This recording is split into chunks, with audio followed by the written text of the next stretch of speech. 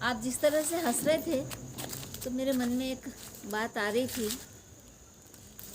कि हम समझते हैं कि सब लोग बड़े दुखी हैं, और आपको हंसते हुए देखकर मुझे ऐसा लगा कि आप दुखी नहीं हैं। और हंस किस बात पे रहे थे? हमारे अंदर जो बुराइयां हैं उसको स्वीकार करके हंस रहे थे। हम हिंसा करते हैं, मतलब मारपीट करते, लड़ाई झगड़ा करते हैं, गाली गलौज करते हैं, झूठ भी बोलते हैं, नशा भी करते हैं, कई तरह के गलत काम करते हैं। ये बोलकर हंसा जा रहा था तो मैं बहुत विचार में पड़ गई कि आप हंस रहे हैं तो बहुत सुखी है। क्या मैं सही सोच रही हूँ? सुखी हैं आप? दुख नहीं है इस बात का? दुख है या नहीं जीवन में? आप सबके जीवन में इस बात का दुख है या सुख है? हंसने वाली बात नहीं है। आप हंस रहे हो इसका मतलब ये है कि आप बहुत अज्ञानी हैं। हमने बहुत सारी ऐसी बातों को हंसी में उड़ा दिया है जिसके ऊपर हमें बहुत काम करने की ज़रूरत है। इसको बहुत हल्के में ले रहे हैं। हम घर में भाई भाई झगड़ा करते हैं, ये हल्की बात नहीं है। भाई भाई झगड़ा करते हैं तो वो इतना झगड़ा बढ़ जाता है, जैसे जैसे बड़े होते हैं एक घर के दो हिस्से हो जाते हैं, प्रॉपर्टी के लिए लड़ाई होती है और एक दूसरे के वो दुश्मन भी हो जाते हैं। जो बचपन में भाई भाई रोटी का एक टुकड़ा मिल बांट के खाते हैं, वही भाई शादी के बाद में अलग अलग हो जाते हैं, एक दूसरे के हालात भी नहीं पूछते हैं। तो ये हल्के में लेने वाली बात नहीं है। सिद्धार्थ गौतम जब घर से निकले थे, वो इसलिए निकले थे कि पानी को लेकर झगड़ा हो गया था उनके राज्य में, नदी के पानी के बंटवारे को लेकर।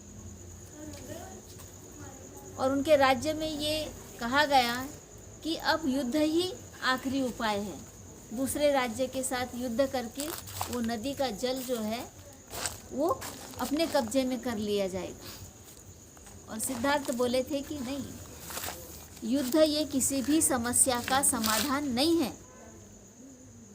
और इस बात के लिए उन्हें दंड दिया गया क्योंकि उन्होंने युद्ध का विरोध किया।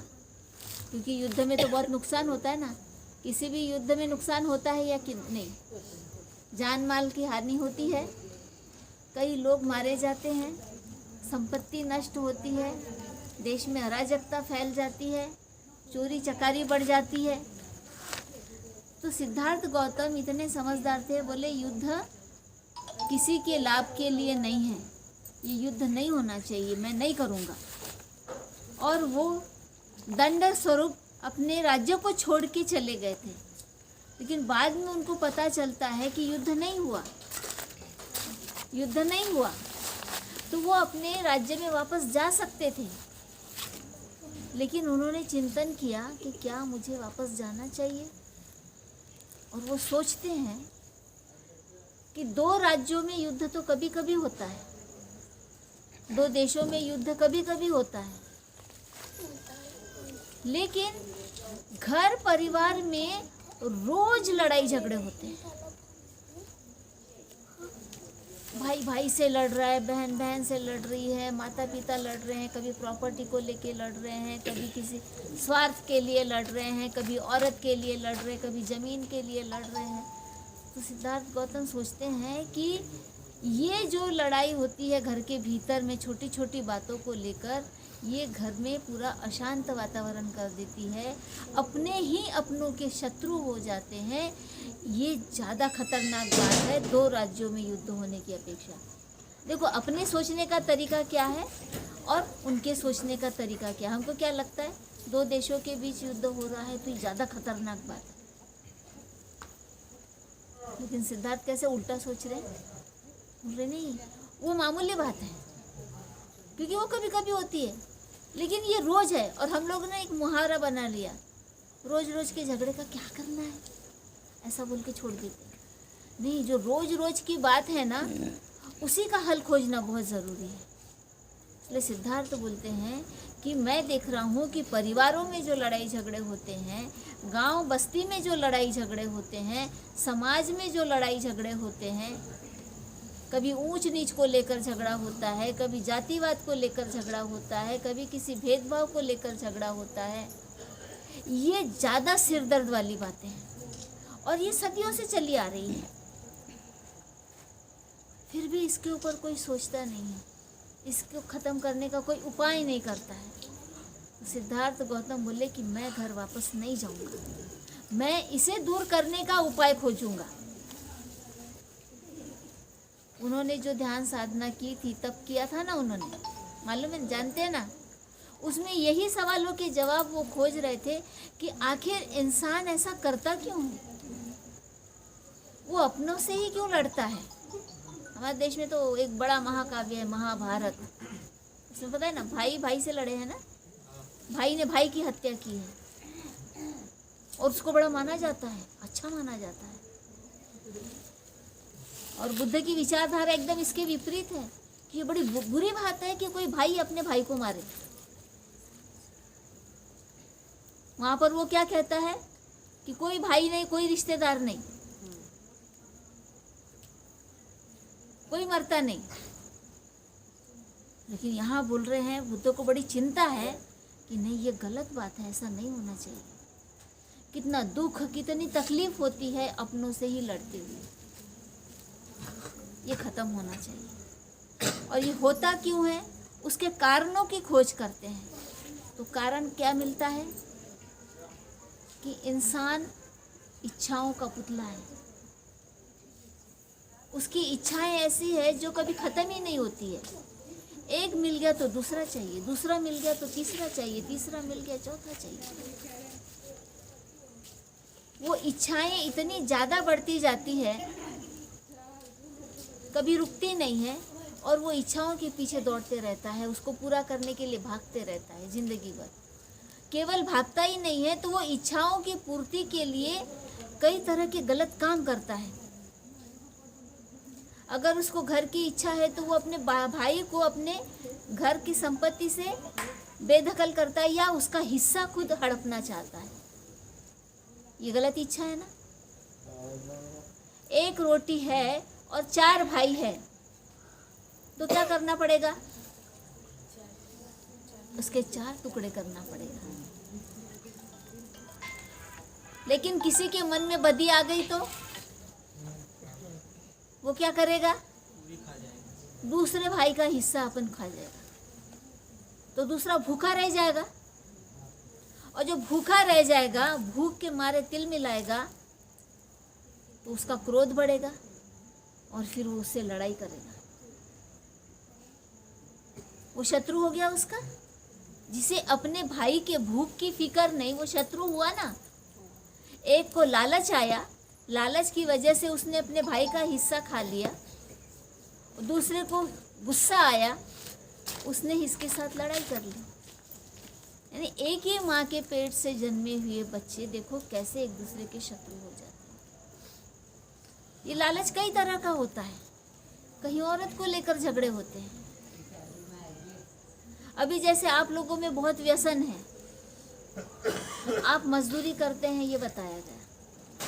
कितनी कमाई होगी मजदूरी में? डेली का कितना है बताइए?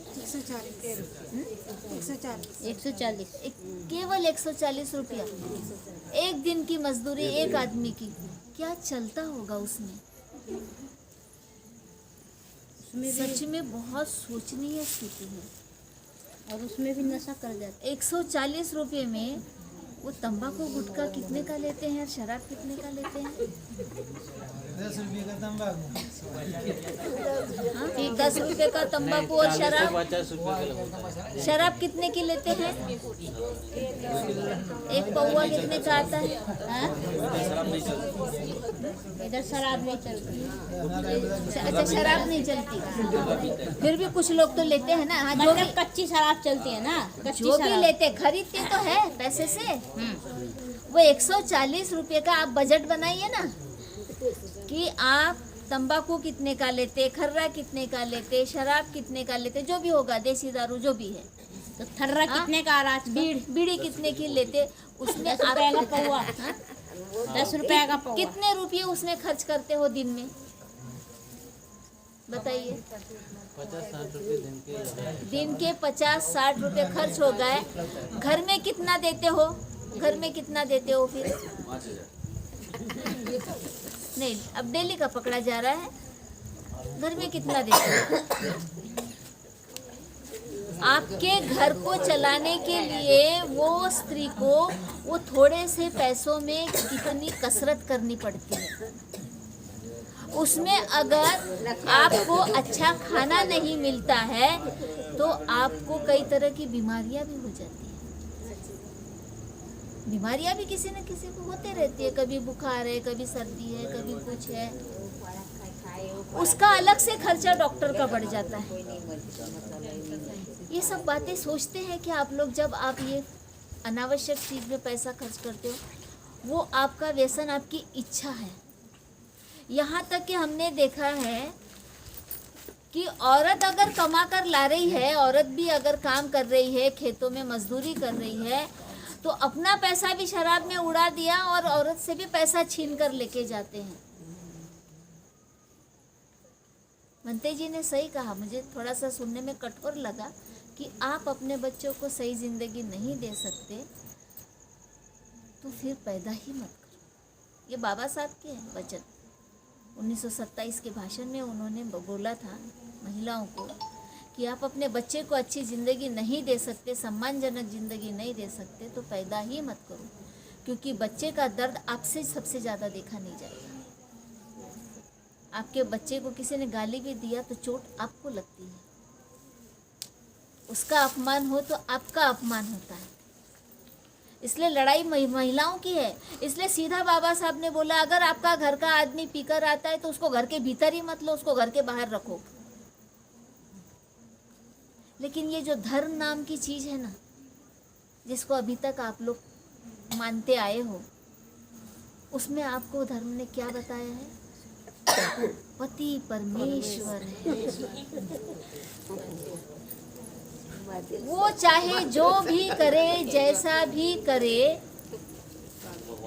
आपको उसके खिलाफ कुछ बोलना नहीं, भगवान नहीं, कुछ करना परमेश्वर। नहीं। परमेश्वर, पति परमेश्वर है। परमेश्वर मतलब परम ईश्वर, ईश्वर से भी बड़ा परम ईश्वर है। वो ईश्वर, वो इस परमेश्वर के सामने भी छोटा हो जाता है।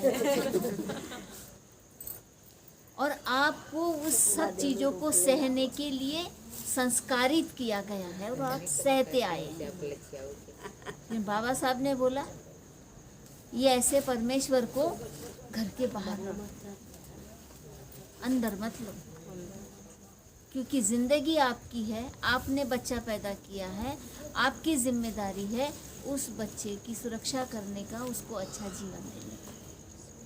देखो, ये प्रकृति का नियम है, भले ही बच्चा दोनों पैदा करते हैं, लेकिन 9 महीने गर्भ में माँ पालती है, और जब वो गर्भ में पलता है ना, तभी उस माँ को उस बच्चे से आसक्ति हो जाती है, होती है ना। वो बाहर आने कर भी, बाहर आता है तो वो जिस्म उसका अलग होता है, लेकिन वो माँ की जान होता है। और ये हर जीव में है, मनुष्य में नहीं, हर प्राणी में है। माँ ही संभालती है बच्चों को ज़्यादा, वही उसको सब कुछ सिखाती है, ये तो पैदा करके चले जाते हैं। इसलिए आपको स्ट्रांग बनना पड़ेगा। ये जो धर्म ने आपके दिमाग में डाला है ना, परमेश्वर की संकल्पना, ईश्वर परमेश्वर, एक तो वो पैसा भी बर्बाद कर देते हैं, आपकी मार कुटाई भी करते हैं, और ऊपर से आप उनके लिए करवा चौथ रखकर बोलते हो कि इसकी उम्र लंबी हो जाए ताकि हमें और ज्यादा मारे। इतना ही नहीं, आप बोलते हो कि 7 जन्म तक यही पति मिले, और 7 जन्मों तक मैं इसके हाथ की मार खाती रहूं। सही कह रहे हैं? यही हकीकत है। और ये सब कौन सिखा रहा है? किसने सिखाई है ये चीजें? है क्या कोई जवाब? किसने सिखाया है? धर्म ने, जिसको अभी तक मानते आए हो। तो आपकी बर्बादी का कारण क्या है? धर्म, जिसने आपको गलत राह दिखाई है, जिसने आपको गलत चीजें सिखाई है। और उनको भी कहा है कि तुम घर के प्रमुख हो, तुम जो चाहे कर सकते हो, चाहे जितनी औरतें कर सकते हो, घर में एक, बाहर में एक, पैसा तो कुछ है नहीं। और औरत ने जरा सा इधर उधर देखा या घूंघट थोड़ा सा ऊपर उठ गया तो कहाँ किससे नैन मटक्का कर रही हो? क्योंकि खुद करते हैं ना गलत काम, इसलिए औरत पे भी भरोसा नहीं है। उसको लगता है कि मेरे साथ जो औरत कर रही है ना, तो मेरी औरत के साथ भी कोई और करेगा, मेरी भी औरत वैसी है। तो शक का कीड़ा रहता है दिमाग में, क्योंकि खुद करता है इसलिए दूसरों को भी वैसे ही समझता है। तो उसको कैद करके रख लिया, घर के बाहर नहीं जाना, या जाना भी तो फिर घूंघट में जाना, और खुद ऐसे तन के चलेगा। वो किसी को भी देख सकता है, हम किसी को नहीं देख सकते हैं। ये सब धर्म ने इनको अधिकार दे दिए और हमारे सारे अधिकार छीन ली, हमारी आज़ादी छीन ली, हमारा अस्तित्व कुछ नहीं। अब ये पुरुषों के साथ में बात कहाँ आती है? ये कहाँ पर विद्रोह करते हैं? जब समाज में जाते हैं तो निम्न जाति के बोलकर जब इनको उत्पीड़ित किया जाता है, तब इनको पता चलता है कि उत्पीड़न क्या होता है, दुख क्या होता है। आपको स्त्री होने की सजा देते हैं और उनको निम्न जाति का होने की सजा देते हैं। और जब उनके साथ होता है तो बोलते हैं जातिवाद गंदी चीज है, ये जातिवाद खत्म हो जाना चाहिए।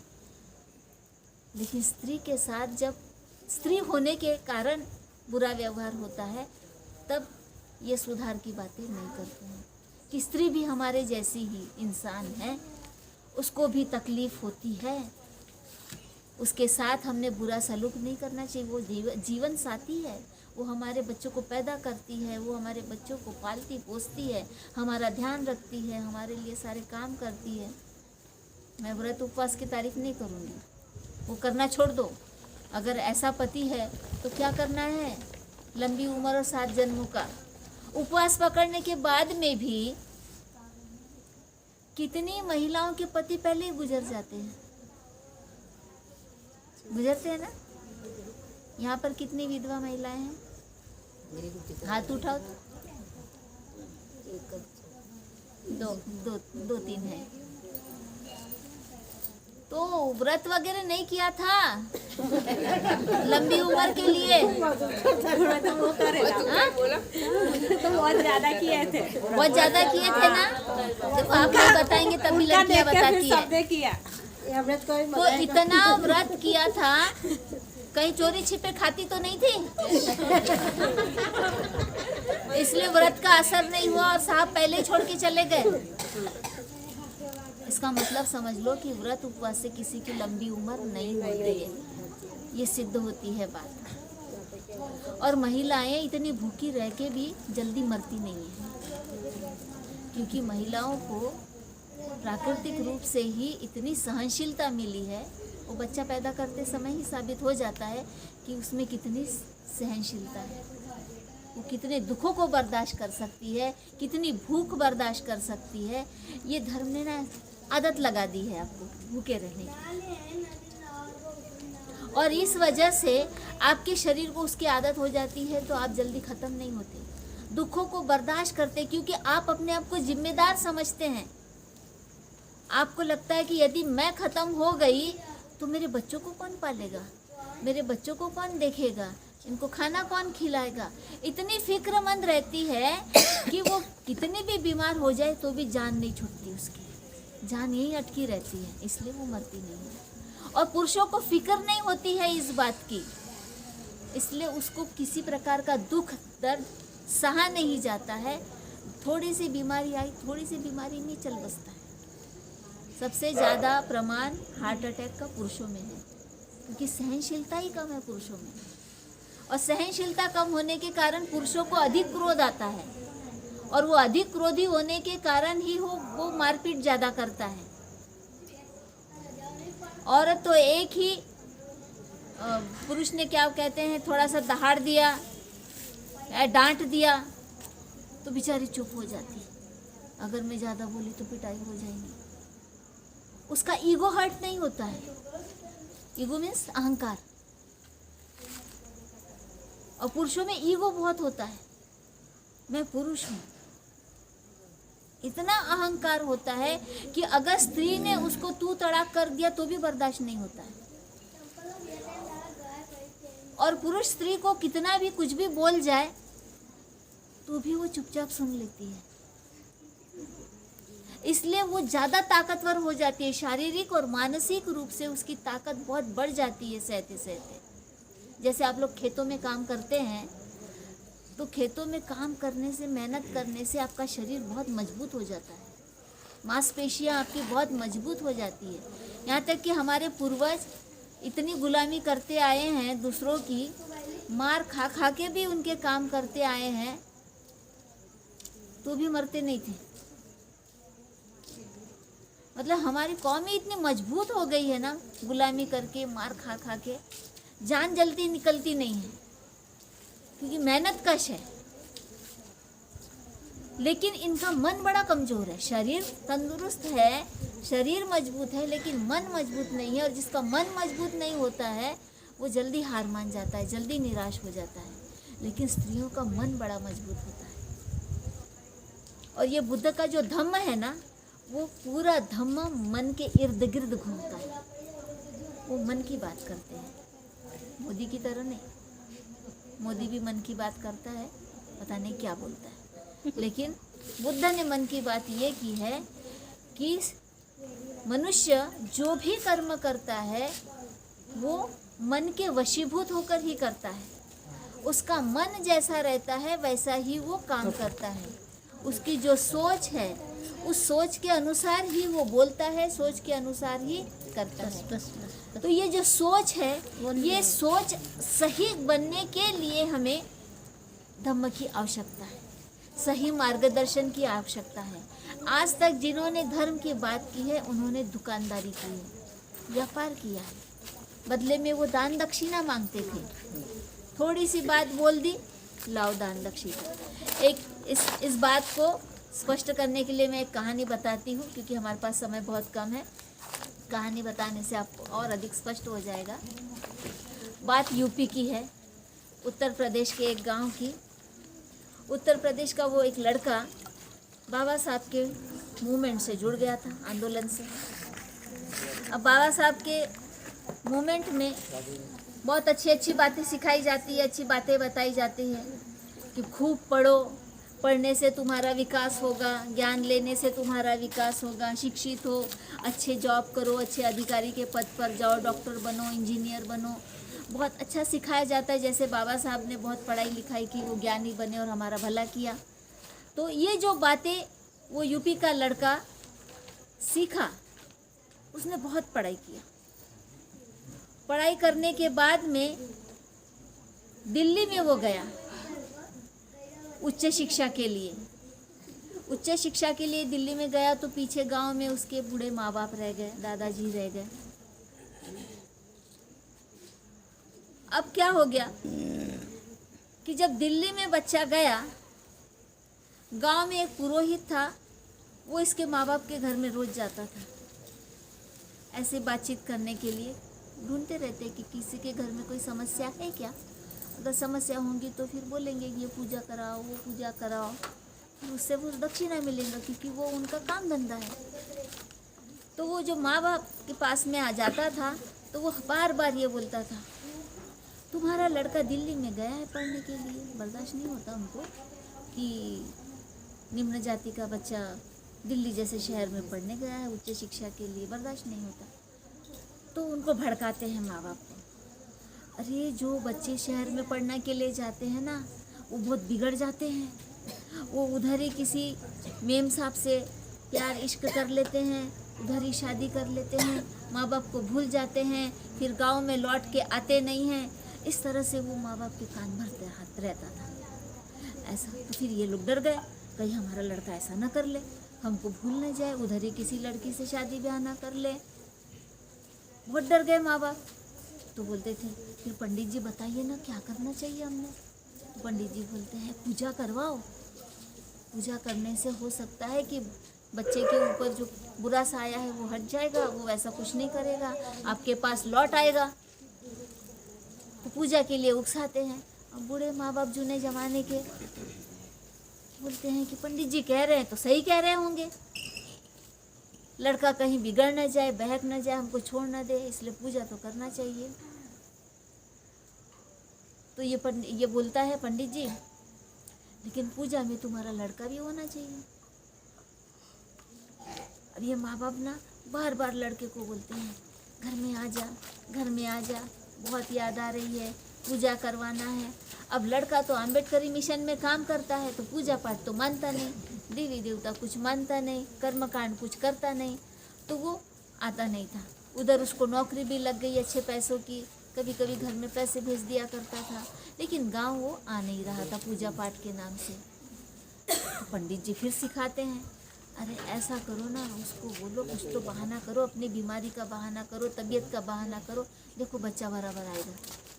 तो फिर एक दिन माँ वैसा ही करती है, फ़ोन करती है बच्चे को और झूठ मूठ में बोलती है कि मैं बहुत बीमार हूँ, तू जल्दी से आ जा। अब माँ की बीमारी के बारे में वो सुनता है, अब वो समझ जाता है कि माँ झूठ तो बोल रही है, लेकिन चलो जाए, इस बार चले ही जाता हूँ गाँव में।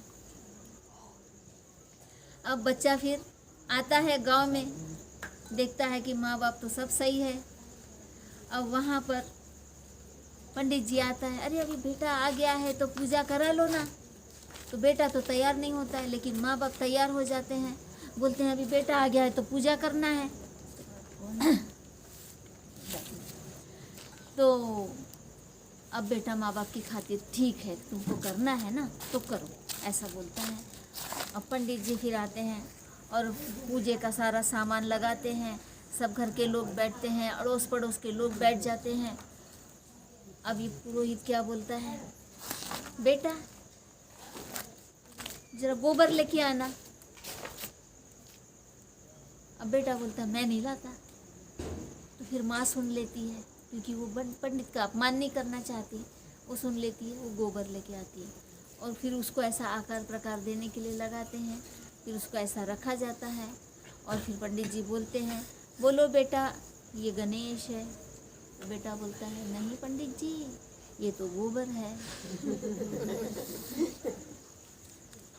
तो बोलता नहीं बेटा ये गणेश है। बोलता नहीं पंडित जी ये गोबर है। बोलता बेटा मान लेना। ठीक है पंडित जी मान लेता हूँ, आप कह रहे हैं तो ये गोबर नहीं गणेश है।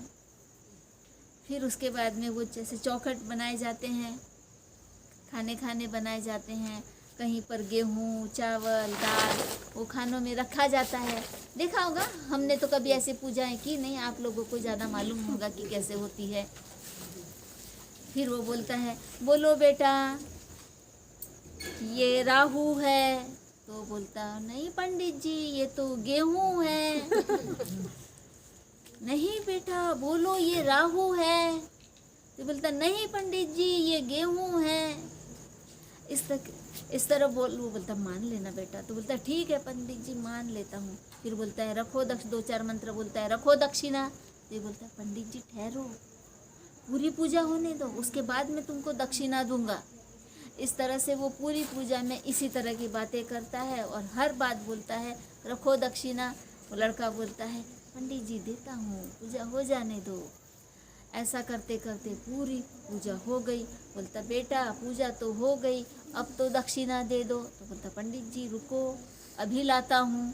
वो जाता है लड़का अंदर और कॉपी से एक पेज फाड़ता है कोरा वाला और उसके ऊपर ऐसे चौकोर नोट जैसा आकार में बनाता है, उसके ऊपर लिख देता है 100, 100 रुपया उस पर लिख देता है पेन से, और साथ में एक सिक्का उसके ऊपर रख देता है और जाता है, बोलता पंडित जी लो 101 रुपया आपकी दक्षिणा। पंडित जी ऐसे देखता है, क्यों मूर्ख बनाते हो बेटा, ये तो कागज का टुकड़ा है, रुपया नहीं है। तो लड़का बोलता है, पंडित जी मान लो ना, अभी तक तो आप मुझे ऐसा ही कह रहे थे कि ये गोबर नहीं गणेश है, ये गेहूं नहीं राहु है, और अभी कह रहे हो कि ये नोट नहीं है कागज है। तो बोलता क्यों मूर्ख बना रहे हो बेचारे पंडित को। तो बोलता पंडित जी अभी तक आपने कोई असली बात भूली है, मैं तो कम से कम तुम्हें एक सिक्का तो भी असली दे रहा हूँ, लेकिन आपने तो कोई असली चीज़ नहीं दी है। तो फिर वो पंडित बड़ा शर्मिंदा होता है, बोलता है इसके माँ बाप तो गोबर गणेश है, लेकिन लड़का गोबर गणेश नहीं है। क्यों नहीं है? क्योंकि उसने पढ़ाई लिखाई की थी, वो ज्ञानी हो गया था, और ज्ञानी आदमी को कोई मूर्ख नहीं बना सकता। तो आज हमारे मिशन में इस तरह का बदलाव होते नज़र आ रहा है। आप ज़रूर गरीब हैं, मजदूरी करते हैं, थोड़ा कमाते हैं, जितना भी कमाते हैं ना उसको आप बचाओ, बचत करके बच्चों को पढ़ाओ। जो शराब गुटखा आदि ऐसी फालतू चीज़ों में जो पैसा खर्च हो रहा है, 50 रुपया खर्च हो रहा है, वो 50 रुपये की बचत करके वो अपने बच्चों की पढ़ाई पर लगाओ। तो देखो कल आपका बच्चा कैसे अपना भविष्य संवारता है। नहीं तो फिर सच में पैदा मत करो। हम ऐसे रहते हैं ना, हमेशा से लाचार और बेबस बनकर रहते हैं, ज्ञान नहीं लेते हैं, इसलिए दूसरे लोग बड़ी आसानी से हमको मूर्ख बनाकर अपने गुलाम बना लेते हैं। और जो बचा खुचा हमारे पास में पैसा होता है ना, वो भी दक्षिणा के नाम पर लूट के लेके जाते हैं। मंदिर में जाते हैं तो नारियल खरीद रहे हैं, कभी कुछ खरीद रहे हैं, वहाँ चढ़ा रहे हैं। क्या करते हैं वहाँ पे? वहाँ तो पत्थर की मूर्तियाँ हैं जो आपका दुख दर्द नहीं सुनने वाली है, आपका दुख दर्द दूर नहीं करने वाली है। आपका दुख आपका पैदा किया हुआ है और उसको आप ही दूर कर सकते हैं। आज तो स्थिति इतनी अच्छी है कि संविधान में हमें बहुत अच्छे अधिकार मिले हुए हैं। बाबा साहब की बदौलत हमें पानी पीने का अधिकार मिला है सार्वजनिक जगहों से, जो पहले नहीं था। अब हमें अपनी मर्जी से काम धंधा करने का अधिकार मिला है। छोटी मोटी चीज़ बेचकर भी हम व्यवसाय कर सकते हैं। क्यों किसी की मजदूरी करें? छोटे छोटे व्यवसाय कर रहे हैं ना, आप मुंबई में जाकर देखो कैसे व्यवसाय कर रहे हैं। एक लूले लंगड़े लोग भी लोकल ट्रेन में छोटी छोटी चीज़ें बेचते रहते हैं और अपना उधर निर्वाह करते हैं। लेकिन हम हैं कि गांव से निकलना ही नहीं चाहते, यहीं पे है। और बाबा साहब कहते हैं गांव से शहरों की ओर चलो। वो गांधीवाद है जो बोलता है शहरों से गांव की ओर चलो, और बाबा साहब कहते हैं गांव से शहरों की ओर चलो, क्योंकि वहाँ पर विकास हुआ है। मोदी वाला विकास नहीं, जिंदगी का विकास, आर्थिक विकास, सामाजिक विकास, वहाँ पर इतना जाति भेद या छुआछूत नहीं दिखाई देता है। वहाँ किसी को फुर्सत नहीं है पूछने की कि तुम कौन हो और कहाँ से आए हो। वहाँ पर सिर्फ काम किया जाता है। लोग चीज़ें देखते हैं और ख़रीदते हैं। तो हमने व्यवसायी बनना चाहिए, अपनी आर्थिक स्थिति को मजबूत करना चाहिए। आर्थिक स्थिति मजबूत करना और बौद्धिक स्थिति मजबूत करना, ये दो स्थितियाँ अगर हमारी मजबूत हो जाती है तो समाज में कोई भी हमारा उत्पीड़न नहीं कर सकता। हम उनके भरोसे बैठे हैं, इसलिए आज बड़ी आसानी से वो हमारा उत्पीड़न करते हैं। तो बहुत समय हो गया है, मैं अपनी बातों को यहीं विराम देती हूँ। आशा करती हूँ कि आप लोग अपने जीवन में ज़रूर सुधार करेंगे। जो पंचशील बताया है वो धम्म का आधार है, उससे आदमी का चरित्र बनता है, वो इंसान बनाने के लिए है। हम जानवरों जैसी ज़िंदगी जी रहे हैं। जब हम धम्म लेते हैं, पंचशील का पालन करते हैं, तो हम इंसान बनते हैं, हमारा चरित्र अच्छा होता है। चरित्र और हमारा शिक्षा, और शिक्षा के साथ आर्थिक विकास, ये तीनों चीज़ें अगर हम सही तरीके से करें तो फिर हमारी उन्नति होने से रुक नहीं सकती है। इतना ही कहकर मैं यहाँ रुकती हूँ और आशा करती हूँ कि आप लोग ऐसा ही अपना विकास करेंगे। बहुत बहुत धन्यवाद। जय भीम, नमो।